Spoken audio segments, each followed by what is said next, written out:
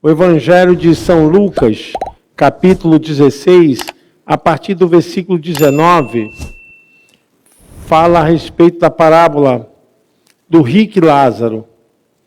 Fala a respeito do homem rico e o mendigo. E nos retrata aqui uma linha que vai acima do pensamento filosófico, né?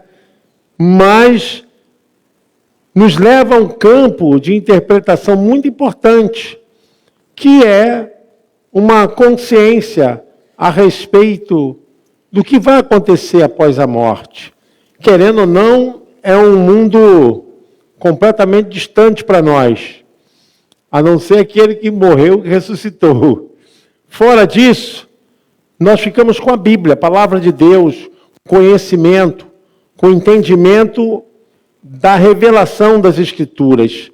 Diz assim, versículo 19 de Lucas 16. Ora, havia um homem rico, vestia-se de púrpura e de linho finíssimo, e vivia todos os dias regalada esplendidamente. Havia também um certo mendigo, chamado Lázaro, que jazia cheio de chagas, à porta daquele, e desejava alimentar-se com as migalhas que caíam da mesa do rico, e os próprios cães vinham lamber-lhe as chagas. E aconteceu que o mendigo morreu e foi levado pelos anjos para o seio de Abraão.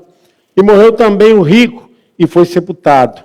E no Hades ergueu os olhos e, estando em tormento, e viu ao longe Abraão e Lázaro no seio, e clamando disse: Abraão, meu pai, tem misericórdia de mim, e manda Lázaro-lhe que molhe a água a ponta do seu dedo e me refresca a língua, porque estou atormentado nesta chama. Disse, porém, Abraão: Filho, lembra-te que recebeste os teus bens em tua vida, e Lázaro somente males, e agora este é consolado e tu atormentado. Além disso, está posto um grande abismo entre nós e vós, de sorte que os quisessem passar daqui para vós, não poderiam, nem tampouco os de lá passar para cá. E disse ele: Rogo-te, pois, ó Pai, que o mandes à casa de meu pai, pois tenho 5 irmãos, para que lhes dê testemunho, a fim de que não venham também para este lugar de tormento. Disse Abraão: Eles têm Moisés e os profetas, ouçam-nos. Disse ele: Não, Abraão, meu pai, mas se algum dos mortos fosse ter com ele, arrepender-se-iam. Porém, Abraão lhe disse: Se não ouvem a Moisés e aos profetas, tampouco acreditarão, ainda que algum dos mortos ressuscite. Amém. Esse texto nos fala claramente de uma linha fora da linha natural dessa vida. Nos fala da linha do tempo que vira para um outro mundo, para uma realidade, ainda que fosse uma parábola. É Jesus que está falando a respeito daquilo que concerne a linha que atravessa a morte. Então, a gente percebe que a vida aqui não é o fim de tudo. Não termina tudo, não acaba tudo. A vida aqui não encerra em nada, porque, na verdade, a vida continua. Há uma linha do tempo que ultrapassa essa linha natural dos humanos vivos, que ultrapassa essa linha da convivência de estarmos aqui nesse mundo. Então, Jesus conta uma parábola, aquilo que é similar a uma realidade, aquilo que tem uma visão de lançar uma metáfora verdadeira daquilo que se assemelha com o que é real, Jesus conta essa parábola e fala-nos da preocupação de que muitas pessoas acabam se esquecendo de que a vida não encerra aqui. A vida não termina aqui. E muito importante é que a alma, ela aqui revela que é imortal. Porque a morte aqui, tanto para o mendigo quanto para o rico, ela veio de maneira igual, mas cada um teve o seu destino. Cada um teve um lugar para poder se estacionar. E essa é a grande mensagem do texto. Para onde você vai após a morte? Para onde nós iremos após a morte? Há dois caminhos, dois destinos, e aqui nos sinaliza que há um juízo. Há um juízo, irmãos. Não tem como fugir dessa realidade quando a alma, ela, além de atravessar essa linha natural, ela é também consciente. Ela sente. Aqui acaba com toda a teoria de que a vida aqui se encerra nesse mundo. E também esclarece-nos que há um sofrimento e há também um lugar de felicidade e de gozo. A gente tem que perceber claramente que algo está querendo nos mostrar com grande verdade para onde estamos indo. E o texto fala claramente que aquele homem, Lázaro, estava à porta daquele homem rico, estava num sofrimento tão terrível, mas não tinha generosidade, não tinha piedade, não tinha amor de ninguém.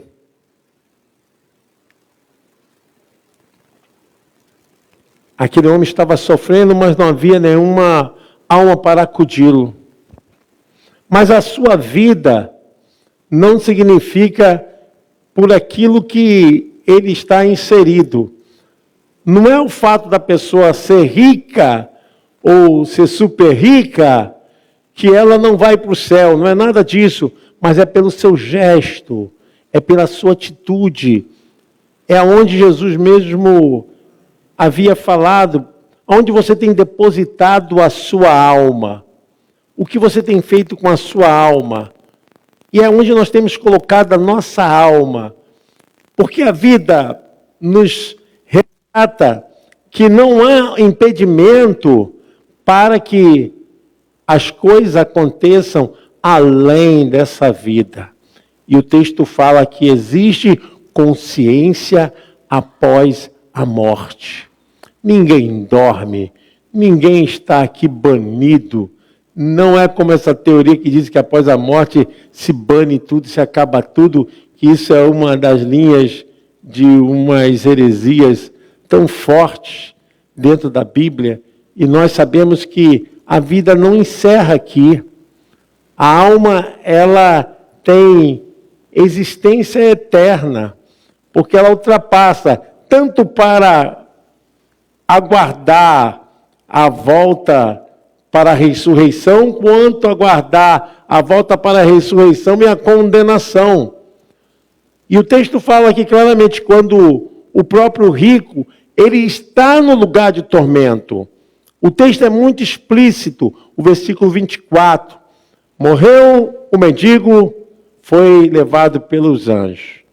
Morreu o rico e foi sepultado, que significa o mesmo estado dos mortos, que no grego significa Hades, lugar de sepultamento, lugar onde vão as almas de qualquer morto, Só que no Hades há essa discussão que havia separação. O seio de Abraão e o lugar de tormento. E esse lugar de tormento, a pessoa estava tendo consciência, sentia. O sofrimento era tão tremendo que o texto nos fala que ele pede, ele clama por misericórdia a Abraão, que é uma figura como se fosse aquele que guardasse essa entrada do mundo dos mortos.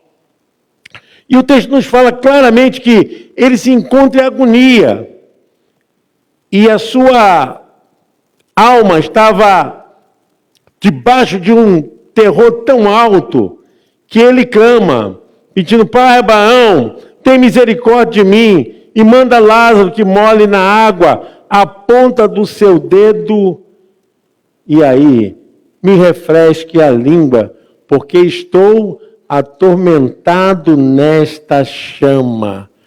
Aqui a gente não pode perceber que é algo literal ou é algo de sofrimento na mente, mas há um sofrimento, há um terror tão tremendo, porque não se trata aqui diretamente ainda do juízo final, mas está falando de sofrimento. Porque para ser um lugar de sofrimento, é um lugar que está recebendo já os juízos de Deus, ainda que não seja o total, o permanente. E o texto fala bem claro, quando o próprio pai Abraão diz: lembra-te que recebeste teus bens em tua vida, e Lázaro, somente males. Isso aqui é questão de avaliarmos o que nós estamos fazendo do nosso tempo, da nossa vida, aonde temos depositado aquilo que achamos que é mais importante, aonde temos gasto o maior tempo da nossa vida e podemos nos despreocupar da vida eterna. Eu quero dizer o seguinte, que muitas vezes essa vida aqui pode nos desviar do caminho da verdade. Pode nos tirar daquilo que se torna a nossa firmeza e nosso respaldo de vida com Deus. Aí que nós percebemos como as pessoas se enganam. Como aquele rico vivia arregaladamente, exageradamente, se usufruindo de todos os bens, de todas as delícias, mas tudo era passageiro. Essa é a mensagem. Tudo aqui é passageiro. Tudo tem tempo. E a consciência, ela estava completamente obstruída. Nessa vida, como as pessoas podem se envolver com tantas coisas, e o mais importante, que é a alma, que é a certeza da vida eterna, pode ser um caminho obstruído para entender os planos de Deus.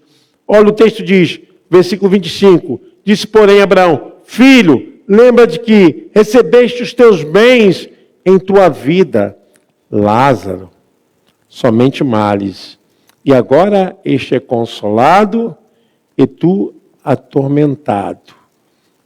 Há realmente aqui uma linha de sofrimento, de dor, a alma está consciente, não tem banimento, né? Aqui a alma está consciente, está sofrendo, e o apelo, o pedido, não é atendido. Por mais que fosse verdadeiro, por mais que aquilo expressasse desejo profundo de uma alma aflita, agora o tempo havia se encerrado. Essa é outra mensagem que não tem como voltar o tempo. Não tem como voltar ao processo de regressão nesse trabalho de poder voltar a não falhar mais. Significa que a vida aqui é uma vida de decisão. Ela te conduz para a certeza ou ela vai te conduzir para uma linha de você não ter o que fazer depois. O crente, quando sabe da sua vida com Deus, ele não tem dúvida. Ele não tem agora nenhuma linha que possa desacreditar do que ele já foi possuído. Ele tem certeza, tem esperança, tem confiança de que está firme e nada vai mudar. Aquilo que Deus fez é permanente, é para sempre. Mas há muitos que ainda estão deixando para depois. É uma preocupação que ainda não chegou à sua consciência para o que é a vida após a morte. E aqui fala claramente, né? Do sofrimento, não tem como retornar, não tem como reparar. E o texto fala no versículo 26, e além disso está posto um grande abismo entre nós e vós, de sorte que os que quisessem passar daqui para vós não poderiam, nem tampouco os de lá passar para cá. Então, não tem linha que pudesse mudar esse destino. Aquilo que aconteceu estava acontecido e pronto. Não tem como voltar.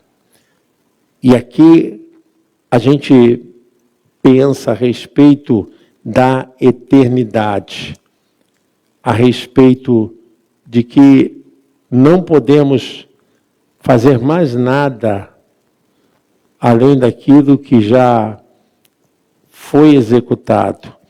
O autor, na carta aos Hebreus, capítulo 9, versículo 27, nos fala dessa verdade a respeito dessa linha do tempo. E como aos homens está ordenado morrerem uma só vez, né? Uma vez, vindo depois disso o quê? O juízo. Não tem como mudar. Não tem como criar uma linha do tempo que possa transformar o que está feito, está feito. O processo agora, ele é intermediário para aguardar o juízo maior. Por que aguardar o juízo maior? Porque todos que morrem vão para algum lugar. Já começa um lugar de tormento ou um lugar de gozo. Aguardar por quê? Porque o céu ainda não foi habitado. O céu não foi habitado. A palavra do Senhor, dirigida ao ladrão da cruz, quando ele pediu ao Senhor, lembra-te de mim quando entrares no paraíso. Hoje mesmo estarás comigo no paraíso. Mas não é o céu ainda aguardado. Tanto um lugar de tormento como um lugar de gozo tem um período em que nós estaremos numa espera, num espaço intermediário. E o texto fala justamente sobre isso, porque já começa com a vida do rico, agora em lugar de tormento, sendo que ainda que ele pedisse alguma coisa para que interferisse no mundo dos vivos, no mundo desses que ainda estão aqui, para mudar, nada pode mudar depois que aquilo que aconteceu já foi finalizado. É o juízo. E o texto deixa bem claro, ele pedindo, rogo-te, que mande alguém na casa de meu pai. E a gente percebe aqui que a figura de Abraão é a figura que traz o conhecimento para que houvesse nele o entendimento. O entendimento é esse, olha, lá ele tem Moisés e os profetas. tem a lei e os ensinamentos da palavra. Tem tudo o que ele precisa. É o suficiente para levar qualquer pessoa ao arrependimento. Não tem como buscar outra saída a não ser dos profetas e também das leis. Foi muito claro o ensinamento e aquilo que Deus já havia especificado através do próprio legislador maior, que era Moisés. E ele, clamando ainda mais: ah, meu pai Abraão, se algum dos mortos fosse ter com eles, arrepender-se-iam. Porém, Abraão lhe disse: se não houve a Moisés e aos profetas, tampouco acreditarão, ainda que algum dos mortos ressuscitem.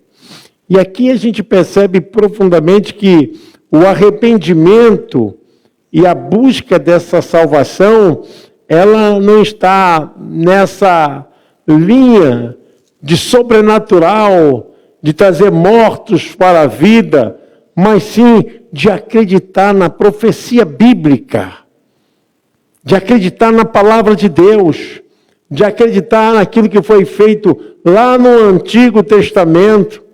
E o texto é muito robusto em dizer: olha, se eles não creem em Moisés e aos profetas, tampouco acreditarão, ainda que algum dos mortos ressuscite. E é uma linha aqui em que Abraão, pela palavra de Jesus, pela parábola que Jesus está contando, ele extingue, essa visão de uma reencarnação, de uma manifestação que alguém possa voltar ou alguém possa ressuscitar para trazer essa mensagem para a sua família. O texto é muito claro que não tem como ninguém fazer com que aquilo que está acontecendo já está diante de nós como suficiente. É suficiente, a palavra de Deus é suficiente para nos dar a total capacidade de entendimento e de conhecimento para a verdade daquilo que é o destino eterno, daquilo que vai encerrar com a vida após a sepultura, após a morte. E é uma coisa que as pessoas não gostam de falar, porque nos remete assim um sentimento muito de dureza, muito fatídico, mas é uma verdade. E a verdade, ela ultrapassa essa linha: eu não sei o que vai acontecer após a morte. Ora, nós temos aqui diante de nós a palavra de Deus. Não temos dúvida a respeito do que Jesus já declarou. O que vai acontecer é isso. É um destino de juízo ou um destino de gozo. É aquilo que a pessoa pode decidir aqui, que vai levá-la a uma caminhada com Deus ou longe de Deus.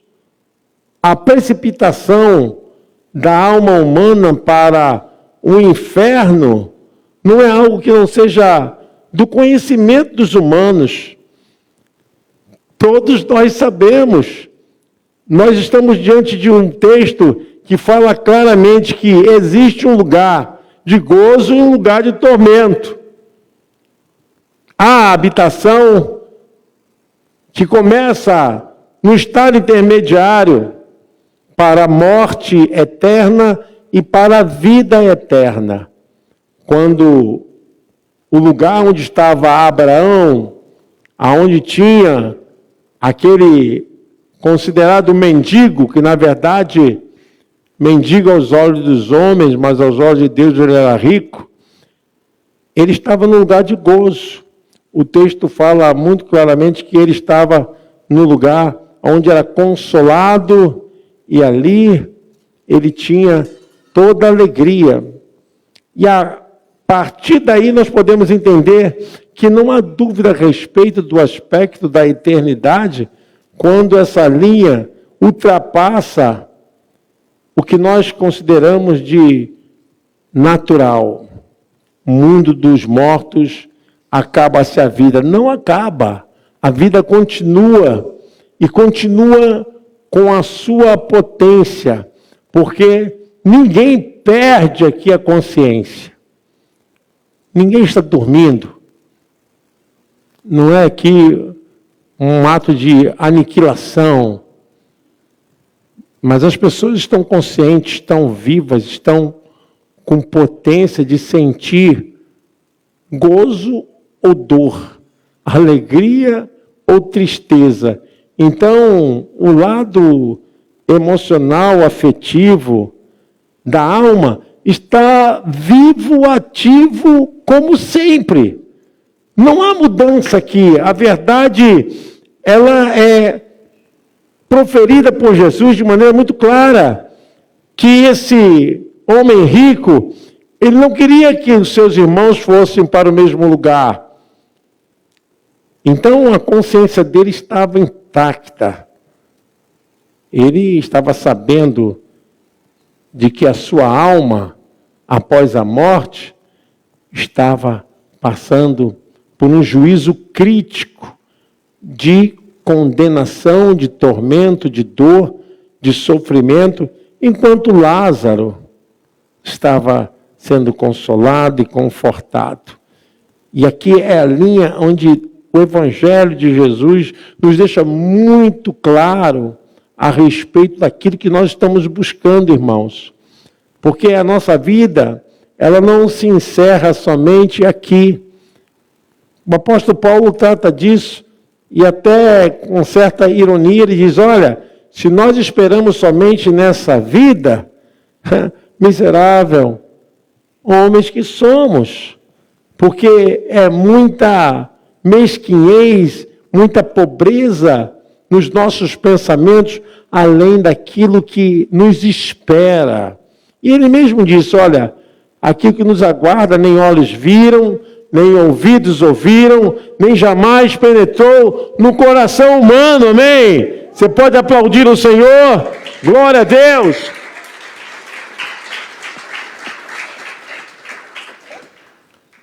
O Evangelho é muito direto.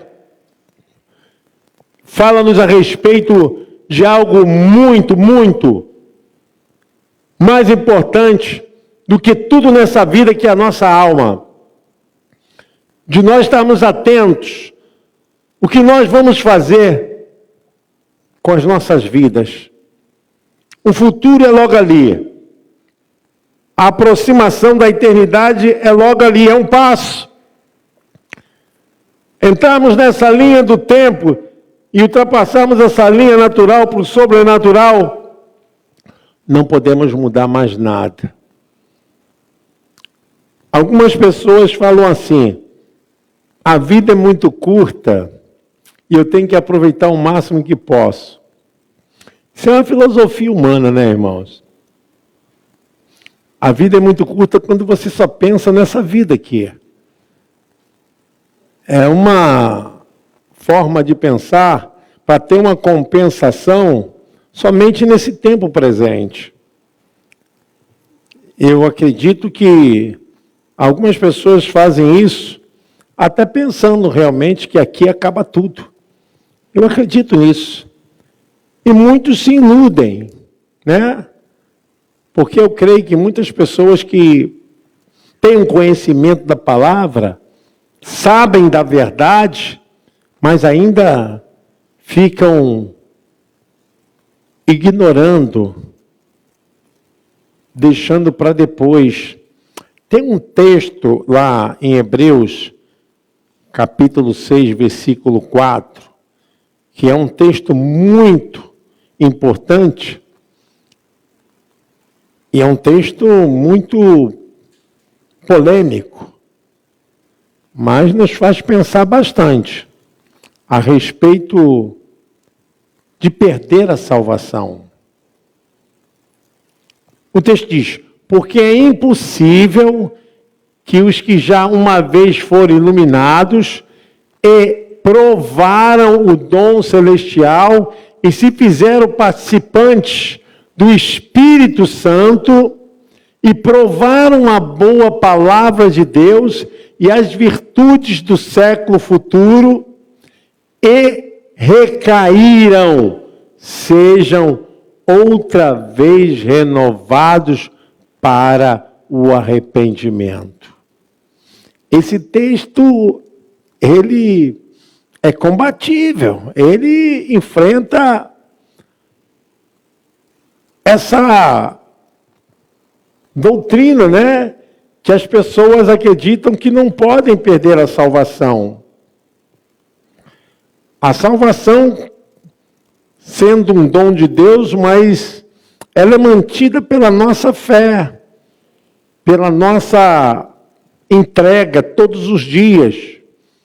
E o texto fala bem claramente, olha, é impossível. Aqueles que provaram, aqueles que sentiram os dons celestiais, aqueles que viveram de forma maciça na presença de Deus, recaindo, possam ser novamente trazidos para a salvação, trazidos para a realidade do arrependimento. Então, a gente percebe que não é uma coisa qualquer. Nós estamos realmente na fé em Deus. E essa construção da fé em Deus, ela não pode ser uma coisa que fique oscilando, que fique de maneira com nuances, para cima e para baixo. Não! Nós temos que ter certeza, confiança. A nossa vida aqui, ela é dirigida por Deus. E o texto não está querendo aqui de maneira nenhuma colocar medo em ninguém. Não está querendo aqui fazer com que as pessoas se sintam psicologicamente atormentadas. Mas o texto aqui está trazendo luz para as nossas consciências.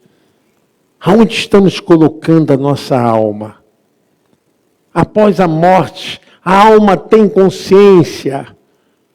O que nós vamos fazer depois que passarmos dessa linha natural de vida aqui? Não poderemos fazer mais nada, irmãos. Essa parábola de Jesus desmonta muita coisa que tenta colocar impedimento a respeito das coisas além da morte. É muito claro. O campo aqui não está obstruído para nada, está muito explícito. A sua decisão, a sua entrega, o seu coração, tudo está em jogo a respeito da vida eterna. O que mais o Evangelho quer tratar é do futuro, é da vida futura. O presente está nas mãos de Deus, nós estamos seguros, mas o que mais importa aqui é a nossa vida eterna. Essa deve ser a maior face do Evangelho. Falar da vida eterna, a maior abertura do Evangelho é trazer a realidade daquilo que está no mundo além dessa vida. Por isso, o Evangelho é as boas novas de salvação. Não é para vivermos aqui para sempre, é abertura para uma nova vida. Essa nova vida que vai além do que nós vivemos aqui. Hoje eu vejo a preocupação, é muito natural de nós estarmos buscando aquilo que possa preencher as nossas necessidades, interesses. Mas, irmãos, isso tudo faz parte do nosso dia a dia, mas não é tudo. Não é tudo. A maior palavra do Evangelho é aquela que Jesus disse para Marta, né? Que quem crê em mim, ainda que esteja morto, viverá. E essa é a grande razão de estarmos aqui. Essa consciência. Embora o coração humano esteja tão contaminado, tão duro, mas nós devemos estar disponíveis para o Espírito Santo e sermos tocados. Nós somos por aquilo que adoramos a Deus, não pelo que temos, pelo que possuímos. Isso tudo faz parte dessa vida. Tudo vai ficar aqui. Como ficou para a vida do rico, tudo ficou aqui. E aquele que não tinha nada, na verdade, que tinha tudo. E o que tinha tudo, na verdade, não tinha nada. Estava enganado. E essa deve ser a nossa busca, o nosso desejo.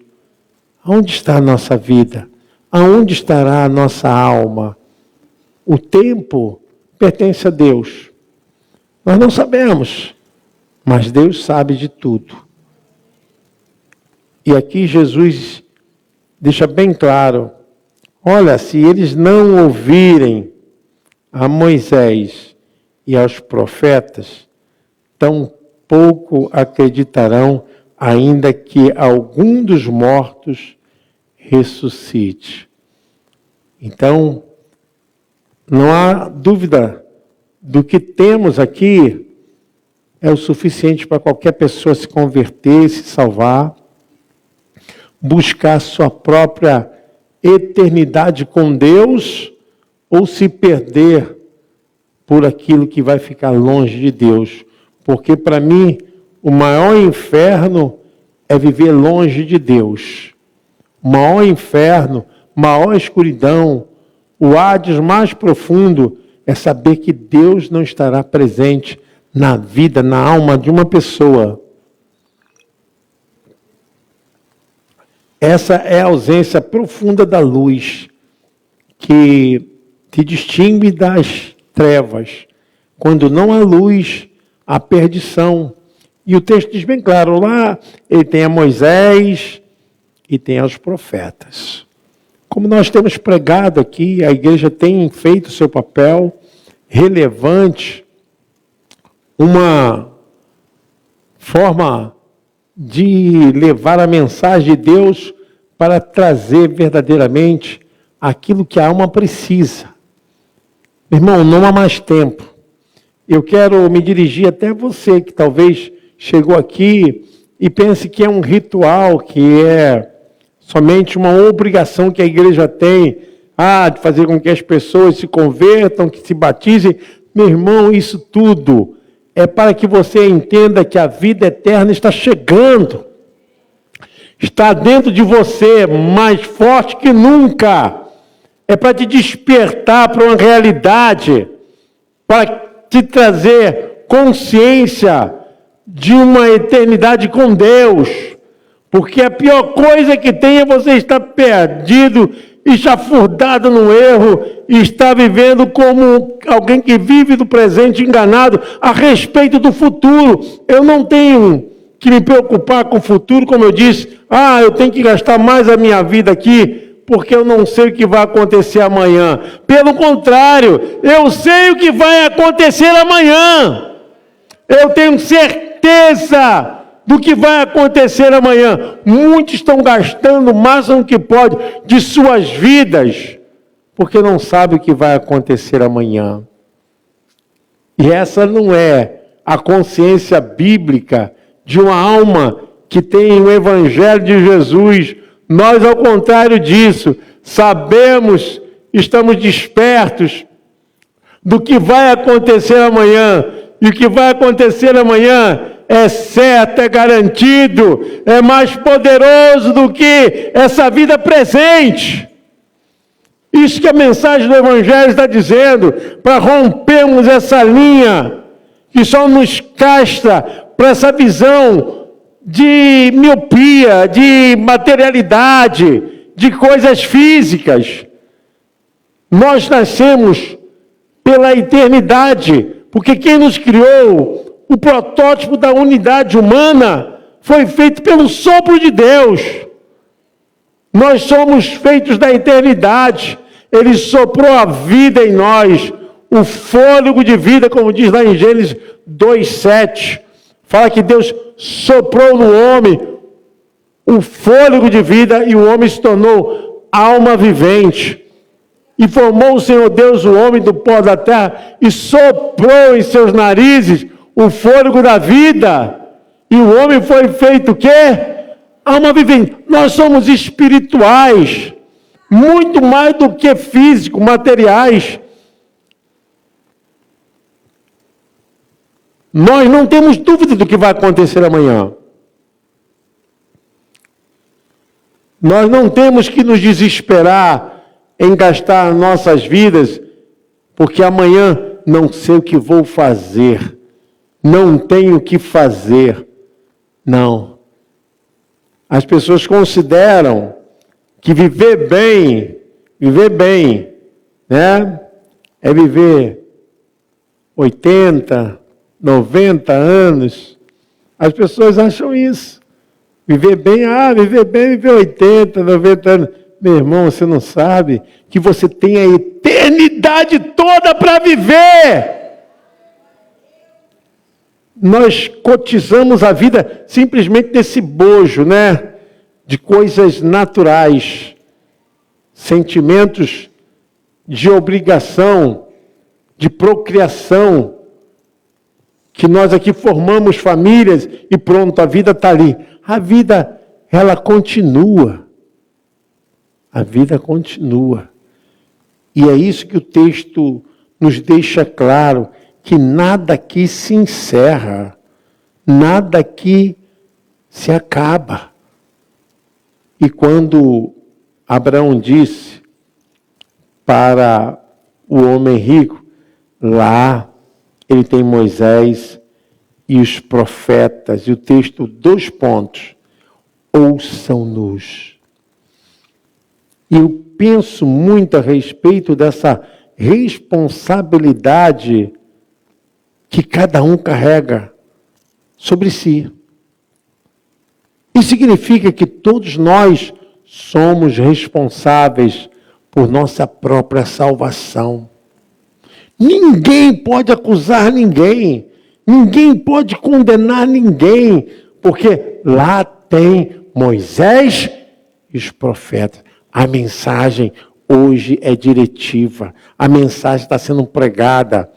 As mídias sociais estão pregando a mensagem. As igrejas estão pregando. Os ensinamentos estão sendo feitos. A Bíblia está sendo realmente ensinada. As pessoas estão ouvindo, estão sentindo o Espírito Santo. Cada um responde por sua própria consciência. Ninguém pode chegar aqui e dizer, o pastor deveria insistir mais, a irmã deveria orar mais. Não, cada um está diante de si com a sua própria responsabilidade. E o texto diz, olha, tem lá ele Moisés e os profetas, a lei e os ensinamentos da palavra. Está tão perto, está diante de nós. Cada um tem que ser responsável por sua decisão, por sua escolha. Infelizmente, as pessoas querem ver o sobrenatural, querem viver disso. Acreditam em muitas doutrinas e menos na palavra de Deus. E o texto aqui, ele encerra dizendo que tão pouco acreditarão, ainda que algum dos mortos ressuscite. E vocês podem ver que isso aconteceu até com Jesus, né?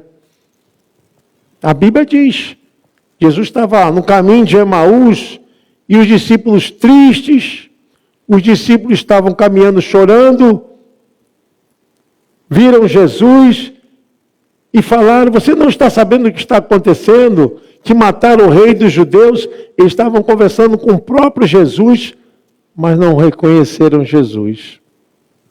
Não reconheceram.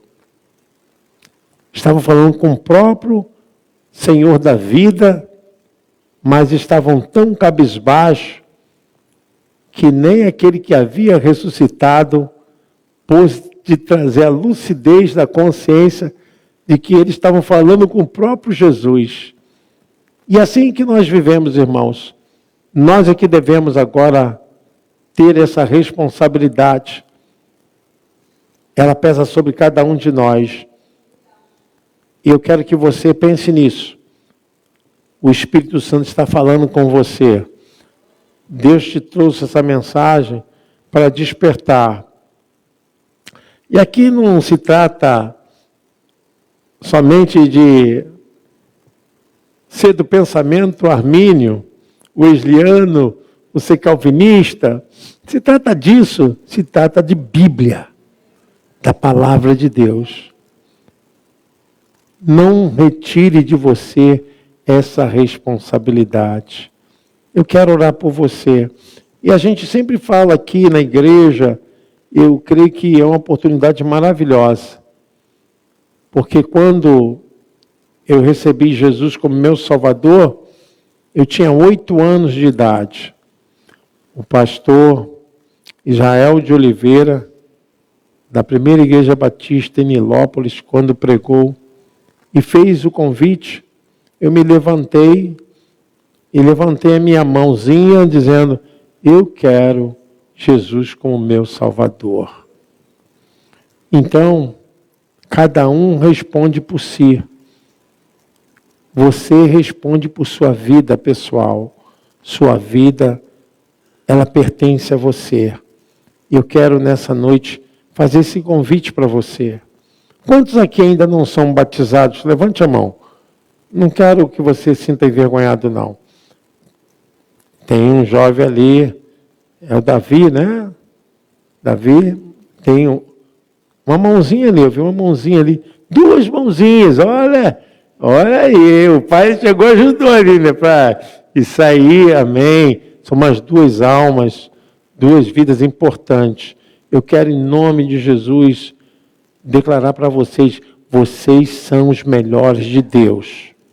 Saiba que nada nesse culto aconteceria se vocês não estivessem aqui. Porque Deus se importa com vocês. Como o pastor Israel de Oliveira, há muitos anos atrás, pregou e nem sabia que um dia eu ia levantar minhas mãos e estaria aqui hoje, o Espírito Santo também está tocando em você. E eu quero, em nome de Jesus, orar por você.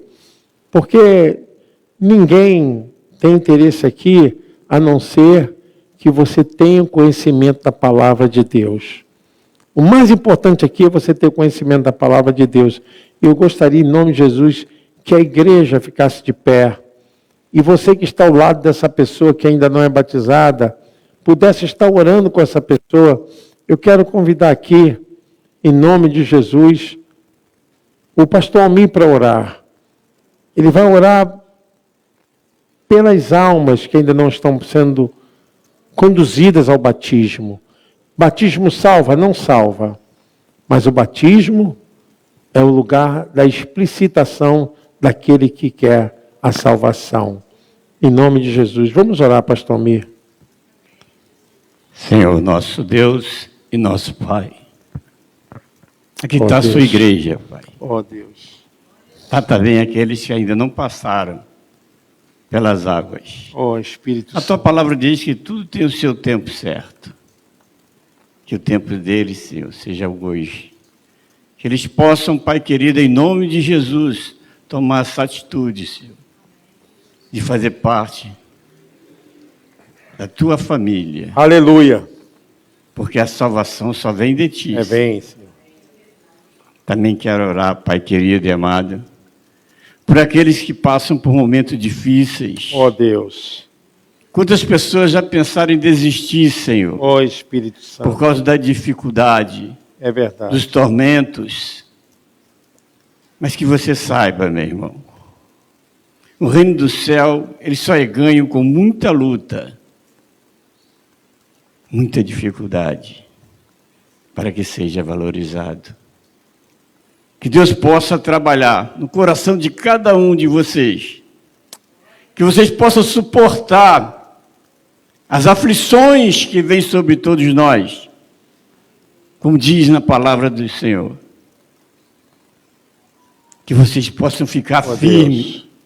Sabendo que o melhor de Deus ainda está por vir nas nossas vidas. Aleluia. aqui simplesmente é uma passagem.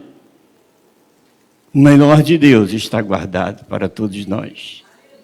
A eternidade.